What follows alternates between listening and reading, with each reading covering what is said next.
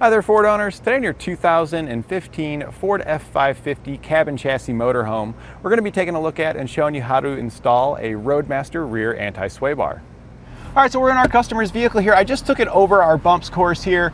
We didn't even make it to the slalom section with how much we got rocking. I really don't feel comfortable taking this thing out on the slalom section. So we're gonna go ahead and get it in the shop. We're gonna look it over to make sure there's any damaged components. And if everything looks okay with the factory equipment, we'll go ahead and get it swapped out with the newer bar and hit this course, and hopefully I'll feel comfortable driving it then. So we're gonna hit our test course now so we can see how it feels in comparison to our old one. When I drove it over the test course pulling it into the shop, it had a lot of rocking back and forth and it felt pretty uncomfortable to the point where I really didn't want to take it into the slalom section. So now that we've got it upgraded here, we're gonna hit our test course on our bumps course once again and see how it feels. We're gonna start in the uneven section, which is gonna simulate a pothole, and then we'll do the even section after that, which would simulate like a speed bump. And so far here in our uneven section, it does feel like we've got a little bit more stability than we've had before. It really got rocking quite a bit on the course, but where we're at now, it has substantially reduced the amount of rocking that we've had. So we're just gonna get on around into the next section here.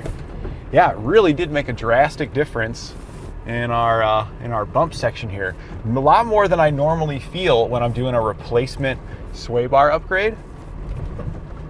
And then in our even bump section here, we don't normally see a huge difference here, just because if you're hitting a straight bump, like a speed bump, completely dead on, it doesn't throw your vehicle left or right. It's more of just a forward and aft kind of movement, just going over the bump. So we don't notice much change there, but that's pretty normal.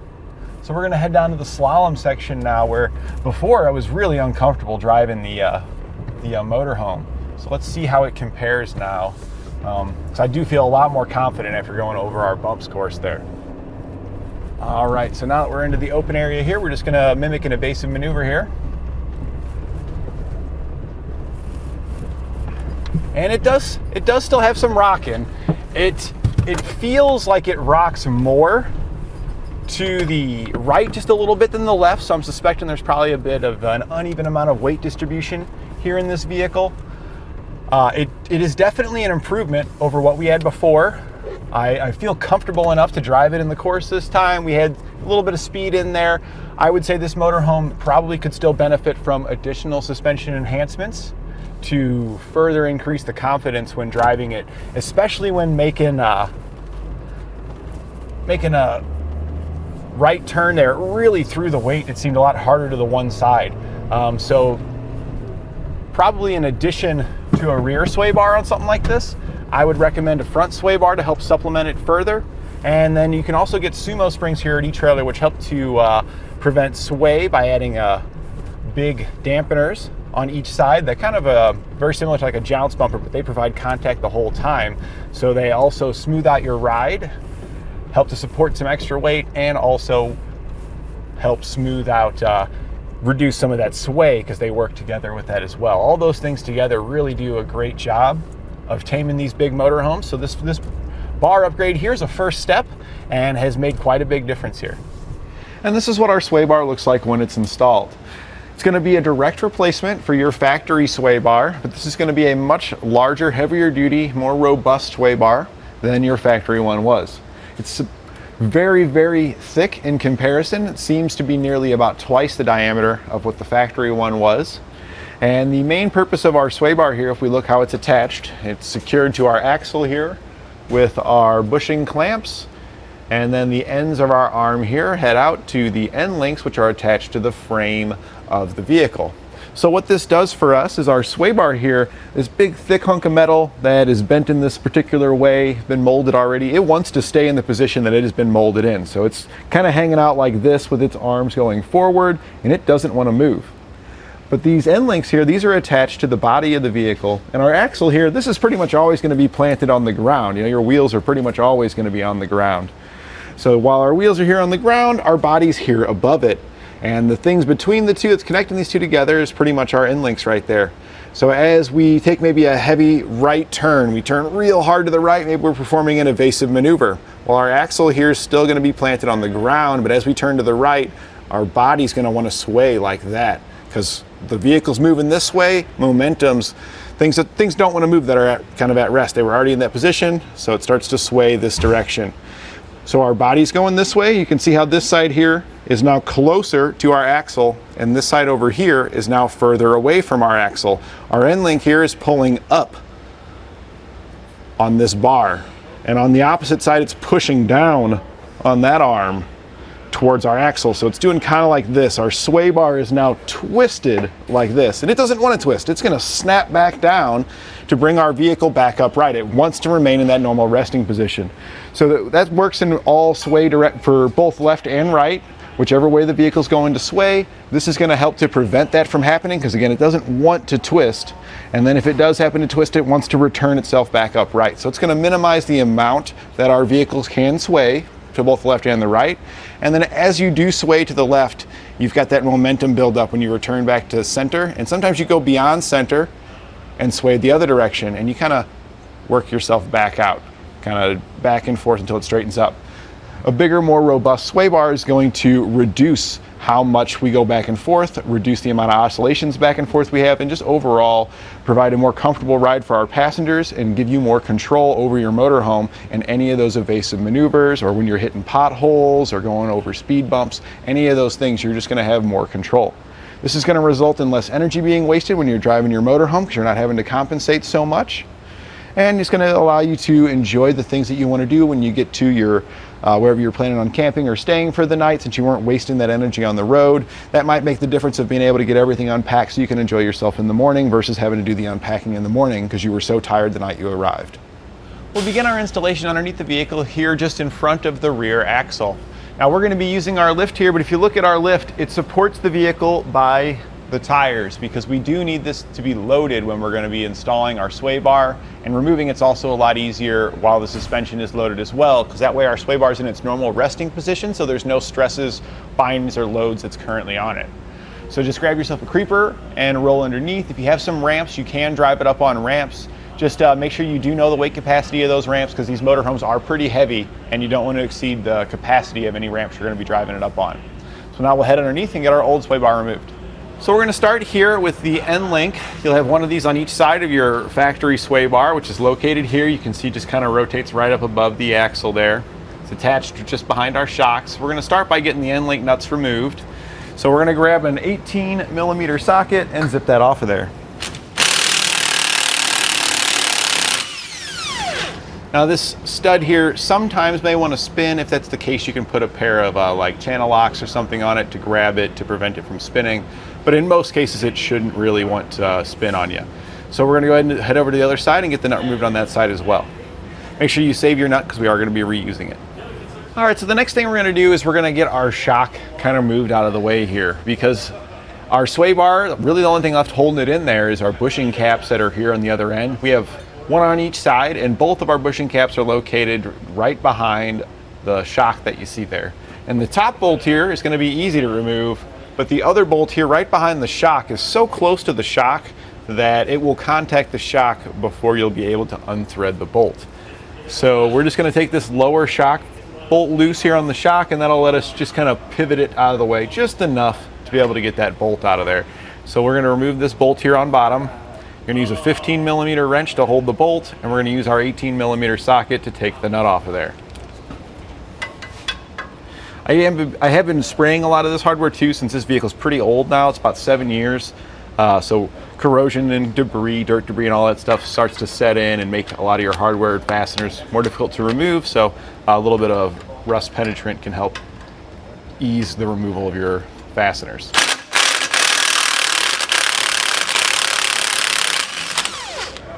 All right, so we'll zip that off of there.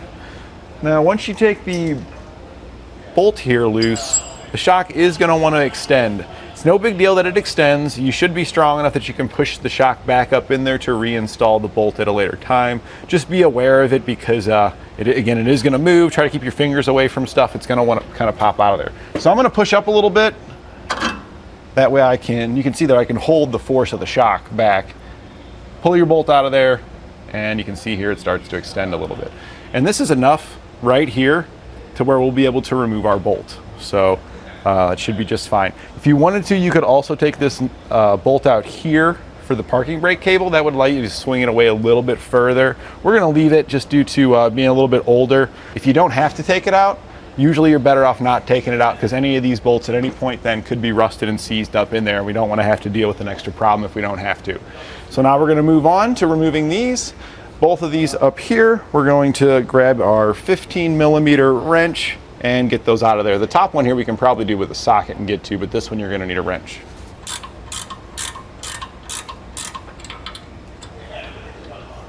All right, and that'll just slide out of there. We're going to remove the top one the same way. And once we get this side out, we're going to go over to the other side and perform the same procedures over here to get that side removed.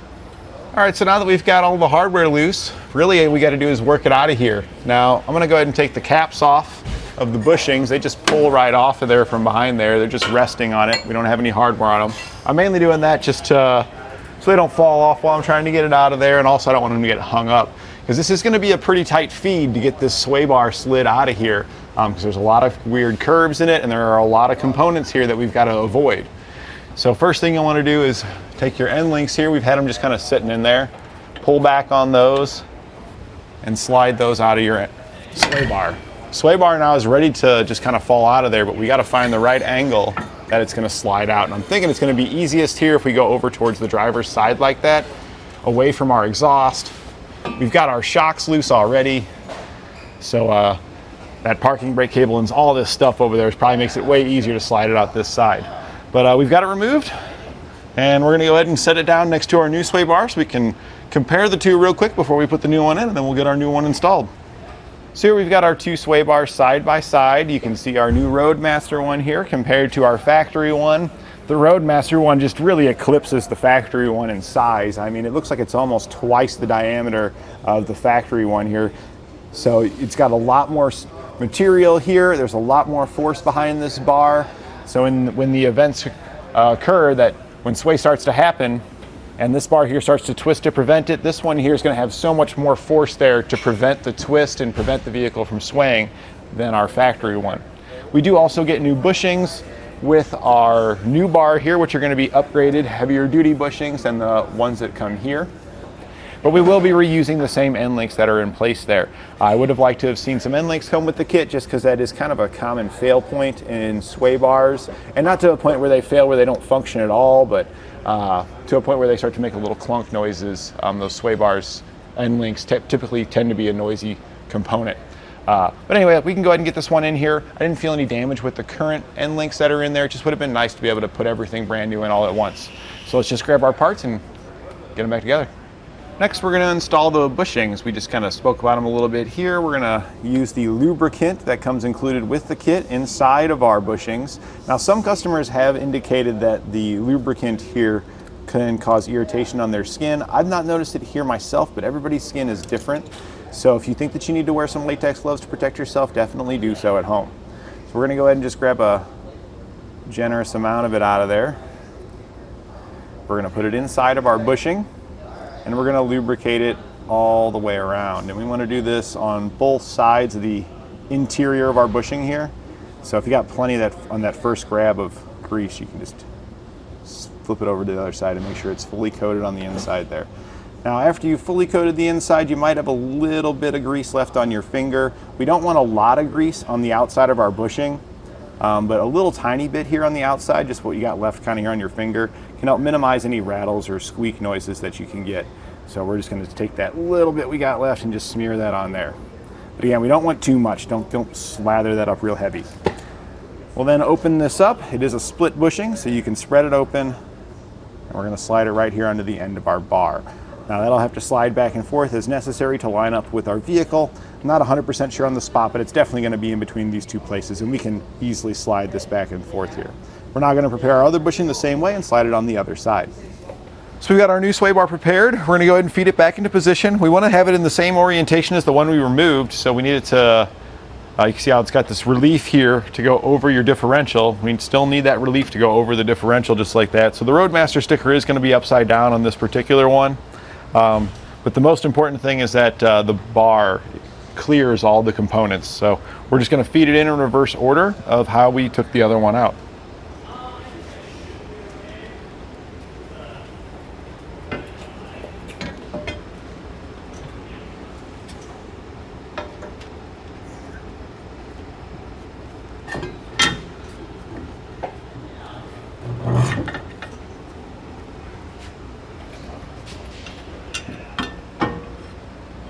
right, once we get it in there, we're going to try and get the end links slid through the end. So that'll help hold it in place for us. Get that one slid through. And then we can get this one slid through. And that'll help hold it there for us a little bit. We can just get a nut started on each side. Next, we're going to grab our end caps, set those in place over our bushing, line up the holes in your bushing caps with the factory weld nuts, and then just reinstall your hardware. Once we've got all of our hardware loosely installed on all our caps and on our ends, you can just go ahead and center your sway bar. So we're just kind of centering this right here over our differential. Tap it back and forth as necessary. It should slide in your caps, and then once you tighten them down, it helps to hold it in that position. This looks pretty centered right here though, so we're just going to run it back down. It's all the same factory hardware that secures our new one here, so you're going to use all the same size tools to reinstall all the fasteners. And snug up your end links as well. We'll now reinstall our shock.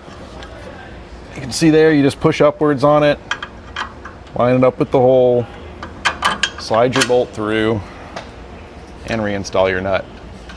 And then we can just snug that down. And we'll do the same for our other shock over here. And now that we've got all of our hardware tightened down, at this point we just want to test drive the vehicle, make sure we don't hear any clunks or noises. If you do hear any kind of clunk or noise, some of your fasteners may not be fully secured, just head back down there and make sure you got them all properly tightened. And that completes our installation of the rear anti-sway bar on our 2015 Ford F-55 cab and chassis motorhome.